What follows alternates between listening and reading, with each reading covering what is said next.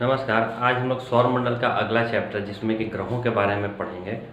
ग्रहों की संख्या 8 है और पहले 9 हुआ करता था। 2006 के बाद ग्रहों की संख्या 8 हो गई। तो आज हम लोग ग्रहों की शुरुआत करते हैं। पहला ग्रह जो है सो बुध को पढ़ेंगे।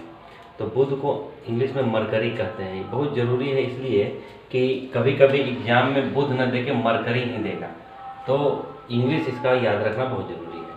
यह सूर्य का सबसे निकटतम तथा सौरमंडल का सबसे छोटा ग्रह है। यानी कि जो सौरमंडल के जो पिंड हैं इसमें सूर्य के बाद, यानी कि सूर्य तो केंद्र हो गया, जो ग्रहों की संख्या है तो उसमें पहला ग्रह जो है सो बुध है। और सौरमंडल का सबसे छोटा ग्रह भी बुध है, जिसके पास कोई उपग्रह नहीं है। आपको ये याद रखना होगा कि बुध और शुक्र ऐसे ग्रह हैं जिनका कोई उपग्रह नहीं है। तो शुरुआत के जो दोनों ग्रह हैं इनका कोई उपग्रह नहीं है, यानी बुध और शुक्र। सौरमंडल में बुध, शुक्र, पृथ्वी, मंगल, बृहस्पति, शनि, अरुण, वरुण है। तो आपको याद रखना है कि पहला और दूसरा दोनों ग्रह के पास कोई उपग्रह नहीं है। तो सबसे छोटा ग्रह है जिसके पास कोई उपग्रह नहीं है। यह सूर्य की परिक्रमा सबसे कम समय 87 दिन 23 घंटे में करता है। तो 87 दिन 23 घंटे, तो एग्जाम में 88 दिन देता है, तो उसको आप ऐसे याद रखिएगा कि 88 दिनों में एक पूरी करता है। अगर बहुत ज़्यादा नियरेस्ट देगा तो 87 दिन 23 घंटा, 24 घंटा का एक दिन होता है, तो 87 दिन और 23 घंटे में करता है। यहाँ वायुमंडल नहीं, इसलिए जीवन असंभव है। आपको पता है कि जहाँ वायुमंडल नहीं होगा वहाँ पर जीवन असंभव होगा, क्योंकि वहाँ गैसें जो है बिखर जाएंगी, एक जगह नहीं हो पाएंगी, इसलिए वायुमंडल की अनिवार्यता जरूरी है। बुध का कक्षीय झुकाव 60 डिग्री है। कक्षीय झुकाव कहने का मतलब कि अपने कक्ष पर 7 डिग्री बुध झुका हुआ है। जैसे पृथ्वी 23.5 डिग्री झुकी हुई है, वैसे बुध 7 डिग्री झुका हुआ है। बुध के सबसे पास से गुजरने वाला उपग्रह मेरिनर था, यानी कि उपग्रह जो कि कृत्रिम उपग्रह जो कि बुध के सबसे करीब से गुजरा, जिसने कि बताया कि यहाँ पर वायुमंडल नहीं है, जिसने बताया कि इसका चुंबकीय क्षेत्र है, ये एक उपग्रह था जिसका नाम मेरिनर था। मेरिनर, इस ग्रह का विशिष्ट गुण है चुंबकीय क्षेत्र का होना। इसमें चुंबकीय क्षेत्र पाया जाता है। सर्वाधिक तापांतर वाला ग्रह है। तापांतर कहने का मतलब कि इसका टेम्परेचर बहुत ज़्यादा वेरिएबल होता है, यानी कि 8 ग्रह में सर्वाधिक तापांतर वाला ग्रह जो है सो बुध है। यानी कि इसका रात का अगर टेम्परेचर देखा जाए तो -180 डिग्री के आसपास हो जाता है, और दिन का टेम्परेचर 450 डिग्री के आसपास हो जाता है, अधिकतम 500 डिग्री सेंटीग्रेड तक हो जाता है। तो ये वेरिएबल हो गया, यानी कि ज़्यादातर ये ताप एक जगह जैसा नहीं रहता। रात माइनस में चला जाता है और दिन 450 के आसपास इतनी गर्मी हो जाती है, इसलिए सर्वाधिक तापांतर वाला ग्रह है। शुक्र यानी कि वीनस, यह पृथ्वी का सबसे निकटतम, सर्वाधिक चमकीला और सर्वाधिक गर्म ग्रह है। यानी कि बुध के बाद अगर कोई ग्रह है तो वो कौन सा है? वो शुक्र है। तो शुक्र जो है तो पृथ्वी का सबसे निकट, यानी कि इसके बाद कौन सा ग्रह है? तो इसके बाद है पृथ्वी है। तो पृथ्वी का सबसे निकटतम, सर्वाधिक चमकीला तथा सर्वाधिक गर्म ग्रह है। सबसे ज़्यादा चमकता है। सर्वाधिक मतलब जितने भी ग्रह हैं उनमें सबसे ज़्यादा चमकीला ग्रह कौन सा है? शुक्र है। इसीलिए इसको भोर का तारा भी कहा जाता है, या इसको प्यार की देवी भी कहा जाता है सुंदरता के लिए, क्योंकि बहुत ज़्यादा चमकने का है। और सर्वाधिक गर्म ग्रह है। अब आपको समझना होगा कि सूर्य से तो सबसे नज़दीक बुध है, लेकिन सर्वाधिक गर्म शुक्र क्यों है? इसलिए शुक्र ज़्यादा गर्म है कि इसके वायुमंडल में कार्बन डाइऑक्साइड पाया जाता है, जो कि 97% तक है। अब कार्बन डाइऑक्साइड आपको पता ही है कि पृथ्वी पर 0.03% है, तो इतना ग्लोबल वार्मिंग का खतरा हम लोग को होने लगता है। अगर और ज़्यादा बढ़ेगा तो कितना हो जाएगा, जबकि इसके वायुमंडल में तो 97% कार्बन डाइऑक्साइड है। इसलिए सर्वाधिक गर्म ग्रह है शुक्र। बुध सबसे नज़दीक होने के बावजूद शुक्र सबसे गर्म है, इसलिए कि उसके वायुमंडल में 97% कार्बन डाइऑक्साइड पाया जाता है। इसे पृथ्वी की बहन या भगनी ग्रह या जुड़वां ग्रह भी कहते हैं। बहन या भगनी या जुड़वां ग्रह इसलिए कहते हैं कि पृथ्वी की तरह ही दिखता है, पृथ्वी के करीब है, पृथ्वी से पहले आता है, पृथ्वी के करीब है, इसलिए जुड़वां ग्रह या भगनी ग्रह भी कहते हैं। इस ग्रह को शाम या भोर का तारा कहते हैं। इसलिए कहते हैं कि ये शाम में और सुबह में सूर्योदय से पहले दिखाई देता है। यह दक्षिणावर्त घूमता है, यानी कि ये जो है ग्रह एक ब्रह्मांड में, सौरमंडल में 2 ही ऐसे ग्रह हैं जो कि उल्टा घूमते हैं बाकी सारे ग्रहों के बनस्पत। हालांकि ये तो ग्रह सीधा घूमते हैं, क्लॉकवाइज घूमते हैं। क्लॉकवाइज घड़ी जैसे इस तरीके से चलती है तो क्लॉकवाइज घूमते हैं, लेकिन बाकी सारे ग्रह एंटी क्लॉकवाइज घूमते हैं, इसलिए ये उल्टा घूमते हैं। तो इसको इसको बढ़िया से याद रखना है कि दक्षिणावर्त। अब दक्षिणावर्त इसको कैसे याद रखेंगे, क्योंकि ये आप खड़े हो जाइए ऐसे और महसूस करिएगा कि दक्षिणावर्त इस तरीके से क्लॉकवाइज इस तरीके से घूम रहा है, तो दाहिने हाथ की ओर आता है। घड़ी जो है, अगर ये घड़ी है इस तरीके से घूमती है तो ये दाहिने हाथ की ओर आएगी। तो इसको एक ट्रिक से याद रखना है कि दक्षिणावर्त घूमता है, और इंग्लिश में क्लॉकवाइज कहते हैं। तो कभी कभी एग्जामों में क्लॉकवाइज ना देखे दक्षिणावर्त देता है, इसको याद रखना है कि दक्षिणावर्त घूमने वाला ग्रह है। पहला ग्रह शुक्र है जो कि दक्षिणावर्त घूमता है, और दूसरा अरुण है जो कि दक्षिणावर्त घूमता है। इसका कोई उपग्रह नहीं, यानी कि बुध और शुक्र का कोई अपना उपग्रह नहीं है। इसे प्यार और सुंदरता की देवी कहा जाता है, इसलिए कहा जाता है कि बहुत ज़्यादा चमकीला है, इसलिए इसको प्यार और सुंदरता की देवी भी कहते हैं। अगला है मंगल। हालांकि शुक्र के बाद पृथ्वी आता है, लेकिन यहाँ पे इसलिए नहीं बता रहे हैं पृथ्वी के, क्योंकि पृथ्वी एक लंबा चैप्टर, एक लंबा टॉपिक है, इसको अंतिम में पढ़ा जाएगा।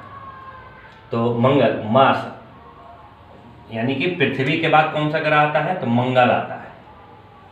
पृथ्वी के बाद आता है मंगल, यानी कि मार्स। इसको याद रखना है, इसका इंग्लिश में मार्स। आयरन ऑक्साइड के कारण इस ग्रह का रंग लाल है, इसे लाल ग्रह भी कहते हैं। मंगल में आयरन ऑक्साइड की बहुलता बहुत ज़्यादा है, जिसके कारण आयरन जो कि लाल की तरह दिखता है, इसलिए इसे लाल ग्रह भी कहते हैं। मंगल पर जीवन संभव है, ऐसा अनुमान लगाया गया है कि मंगल पे जीवन हो सकता है, कहें कि ये पृथ्वी की तरह ही ग्रह है। इसका भी वायुमंडल है और इसका भी झुकाव 25 डिग्री के आसपास है। इसके अक्षीय झुकाव 25 डिग्री है, यानी कि पृथ्वी का कितना है, पृथ्वी का 23.5 डिग्री है। मंगल का कितना है, मंगल का 25 डिग्री, यानी कि 1.5 डिग्री पृथ्वी से ज़्यादा है। तो पृथ्वी के समान यहाँ दिन और रात का मान पृथ्वी के समान होता है। तो जैसे दिन और रात पृथ्वी पर होते हैं, उसी तरीके से दिन और रात मंगल पे भी होते हैं। ऐसा संभावना है कि यहाँ पानी का साक्ष्य था, लेकिन अभी विलुप्त हो गया, इसके साक्ष्य मिले हैं। यह अपनी धुरी पर 24 घंटे में एक चक्कर पूरा करता है। सूर्य की परिक्रमा 687 दिन में करता है। जैसे पृथ्वी अपने धुरी पर 24 घंटे में एक चक्कर लगा लेता है, उसी तरीके से मंगल भी 24 घंटे में एक चक्कर लगा लेता है, यानी कि वहाँ पर दिन और रात 24 घंटे का होता है। यह सूर्य की परिक्रमा 687 दिन में करता है। अब सूर्य की परिक्रमा 687 दिन में कर रहा है, पृथ्वी कितने दिन में, 365 दिन में करते हैं, यानी कि 301 लीप ईयर में 366 हो जाता है। तो पृथ्वी 366 दिन में करती है, और सूर्य जो है मंगल जो है सूर्य की परिक्रमा 687 दिन में करता है। तो 3 दूनी 6 ऐसे भी याद किया जा सकता है। सबसे बड़ा ज्वालामुखी ओलिपस में से यानी कि सौर मंडल का सबसे बड़ा ज्वालामुखी ओलिपस मेसी है। किस ग्रह पे है, मंगल ग्रह पे है। और सबसे ऊंचा पर्वत निक्स ओलंपिया है। सौर मंडल का सबसे बड़ा ज्वालामुखी ओलिपस मेसी है, और सबसे ऊंचा पर्वत निक्स ओलंपिया है।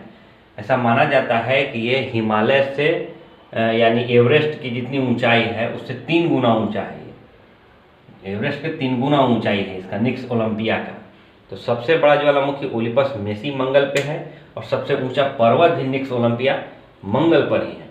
फेबोस और डेमोस इसके 2 उपग्रह हैं। मंगल के 2 ही उपग्रह हैं, फेबोस और डेमोस। डेमोस सबसे छोटा उपग्रह, सौर मंडल का सबसे छोटा उपग्रह भी डेमोस है। मंगल के अध्ययन हेतु नासा द्वारा भेजा गया उपग्रह मेरियर 9 था।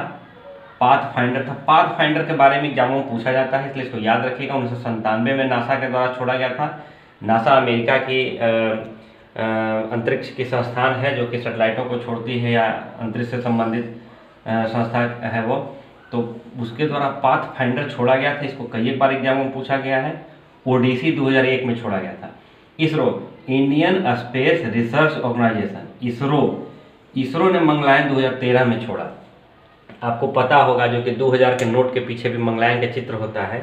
तो मंगलयान को इसरो यानी कि भारत की जो अंतरिक्ष की संस्थान है इसरो ने मंगलयान को 2013 में छोड़ा था। 2013 में इसको छोड़ा था और 2014 में ये पहुंचा था। और ये मतलब एक कहा जाता है कि हॉलीवुड की फिल्म जितना महंगी बनती है उससे सस्ता ही इसको छोड़ दिया गया था। मंगलयान पर पूरा खर्चा आया था, जो कि विश्व में काफ़ी नाम हुआ था भारत का मंगलयान के चलते। तो 2000 के नोट के पीछे भी मंगलयान का चित्र है। अब है बृहस्पति यानी कि जुपिटर। सौर मंडल का सबसे बड़ा ग्रह होने के कारण से मास्टर ऑफ गॉड्स भी कहते हैं। सौर मंडल का सबसे बड़ा ग्रह कौन है, बृहस्पति। और सबसे छोटा ग्रह कौन है, बुध। तो मास्टर ऑफ गॉड्स भी इसको कहते हैं। मास्टर ऑफ गॉड्स है इसलिए कहते हैं कि ये सबसे बड़ा ग्रह है। अपने धुरी पर एक चक्कर लगाने में 10 घंटा था, सूर्य की परिक्रमा करने में 12 वर्ष लगाते हैं, यानी कि 9.9 घंटा बृहस्पति अपने धुरी पर, धुरी कहने का मतलब कि अपने धुरी पर घूमता है, यानी कि वहाँ बृहस्पति पर एक दिन की लंबाई कितनी है, जैसे पृथ्वी पर 24 घंटे की एक दिन की लंबाई होती है, बृहस्पति पर 10 घंटे की एक दिन की लंबाई, यानी कि 9.9 घंटा, एग्जामों में 10 घंटा आपको देता है। तो सूर्य की परिक्रमा करने में इसको 12 वर्ष लगते हैं। ये सूर्य की परिक्रमा जो है 12 वर्षों में करता है। एक चीज़ और है कि जो कुंभ मेला लगता है इसी के परिक्रमा के वजह से लगता है, यानी कि महाकुंभ जो लगता है 12 वर्षों पे ही लगता है। 4 जगह भारत में कुंभ लगते हैं, उनमें से बृहस्पति के कक्षा में प्रवेश करने पर ही महाकुंभ लगता है, और ये महाकुंभ भी 12 वर्षों पर लगता है। तो सूर्य की परिक्रमा भी एक 12 वर्षों में बृहस्पति कर लेता है। बृहस्पति का तापमान है -130 डिग्री, इसलिए इसे शीत ग्रह भी कहते हैं। -130 डिग्री है इसका तापमान, इसलिए इसे शीत यानी कि ठंडा ग्रह कहते हैं। माइनस में रहेगा, जाहिर सी बात है ठंडा रहेगा। आकाश में रेडियो तरंगों को प्रसारित करने का सबसे बड़ा स्रोत है बृहस्पति। गैनीमीड सबसे बड़ा उपग्रह है सौरमंडल का। सौरमंडल का सबसे बड़ा उपग्रह गैनीमीड है, और बृहस्पति का भी सबसे बड़ा उपग्रह गैनीमीड है। यह पीले रंग का दिखाई पड़ता है गैनीमीड। वैसे भी बृहस्पति जो है सो पीले रंग का दिखाई, आपको याद करने में आसानी होगी। ज़्यादातर आप लोगों को देखते होंगे कि बृहस्पतिवार को पीला कपड़ा पहनते हैं, या पीला फल चढ़ाते हैं, या पीला वस्तु कोई खाते हैं। तो बृहस्पति की पूजा करते हैं तो पीला पहनते हैं, उससे आप जोड़ के इसको याद रख सकते हैं। तो गैनीमीड सबसे बड़ा उपग्रह है सौरमंडल का। इसके उपग्रहों की संख्या 79 है, यानी कि 79 है। पहले इसकी संख्या कितनी थी? 67 थी। पहले बृहस्पति ही सबसे ज़्यादा उपग्रहों वाला ग्रह हुआ करता था सौरमंडल का। वर्तमान में शनि है सबसे ज़्यादा उपग्रहों वाला ग्रह। ये आगे पीछे होते रहता है, कभी बृहस्पति का बढ़ जाता है, कभी शनि का बढ़ जाता है, लेकिन यही दोनों रहते हैं। तो पहले 67 था, वर्तमान में 79 है। तो आज के लिए इतना ही रह दिया जाता है। अगली बार बृहस्पति से आगे जो बाकी बचे हुए ग्रह हैं उनको पढ़ेंगे। धन्यवाद।